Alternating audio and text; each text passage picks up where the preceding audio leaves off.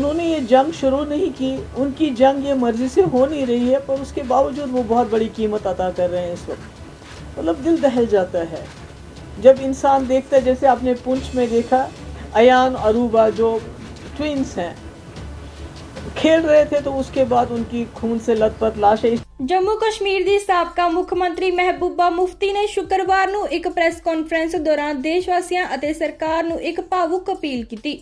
ਉਨ੍ਹਾਂ ਕਿਹਾ ਕਿ ਭਾਰਤ ਅਤੇ ਪਾਕਿਸਤਾਨ ਵਿਚਾਲੇ ਲਗਾਤਾਰ ਵੱਧ ਰਹੇ ਤਣਾਅ ਕਾਰਨ ਬੇਕਸੂਰ ਲੋਕ ਮਾਰੇ ਜਾ ਰਹੇ ਹਨ, ਜੋ ਕਿ ਬਹੁਤ ਹੀ ਦੁਖਦਾਈ ਹੈ।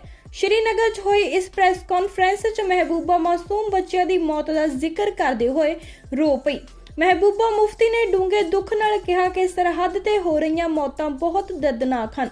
ਸਭ ਤੋਂ ਦੁਖਦਾਈ ਗੱਲ ਉਹਨਾਂ ਮਾਸੂਮ ਬੱਚਿਆਂ ਦੀ ਮੌਤ ਹੈ ਜਿਨ੍ਹਾਂ ਦਾ ਇਹਨਾਂ ਵਿਵਾਦਾਂ ਨਾਲ ਕੋਈ ਲੈਣਾ ਦੇਣਾ ਨਹੀਂ ਹੈ। कि ਅਸੀਂ अपने बच्चों लिए इस तरह की दुनिया छड़ना चाहते हैं? तो आप सब लोग जानते हैं कि इस वक्त जो हालात हैं हमारे मुल्क और पाकिस्तान के बीच में बहुत ही ज़्यादा खौफनाक है।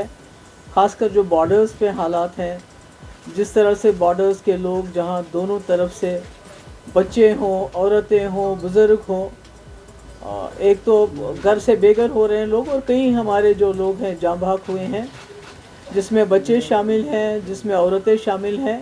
और इस वक्त मैं समझती हूँ कि ज़रूरत है रेस्ट्रेंट की, इमीडिएटली अर्जेंटली रेस्ट्रेंट होना चाहिए और डी एस्केलेशन की ज़रूरत है। और अकल दोनों, मुझे लगता है दोनों मुल्कों के जो सरबराह हैं उनको इस वक्त सोच समझ के संजीदगी से ये जो इस वक्त हालात हैं इनको डी एस्केलेट करने की कोशिश करनी चाहिए, क्योंकि दोनों तरफ से जो मासूम इनोसेंट सिविलियंस मारे जा रहे हैं, और वो सिविलियंस हैं हमारे जो बॉर्डर के, जो जम्मू कश्मीर के हैं, उन्होंने ये जंग शुरू नहीं की, उनकी जंग ये मर्जी से हो नहीं रही है, पर उसके बावजूद वो बहुत बड़ी कीमत अदा कर रहे हैं इस वक्त। मतलब दिल दहल जाता है जब इंसान देखता है, जैसे आपने पुंछ में देखा अयान अरूबा जो ट्विंस हैं खेल रहे थे, तो उसके बाद उनकी खून से लथपथ लाशें। इसी तरह इर्तिज़ा अब्बास 7 साल का बच्चा जो उस पार के वहाँ कश्मीर का है। तो मुझे समझ नहीं आता है कि इसमें ये जो हालात हैं इसमें बच्चों का क्या कसूर है, औरतों का क्या कसूर है, जो इस वक्त इस क्रॉस फायर में फंस रहे हैं, मुश्किलात में हैं।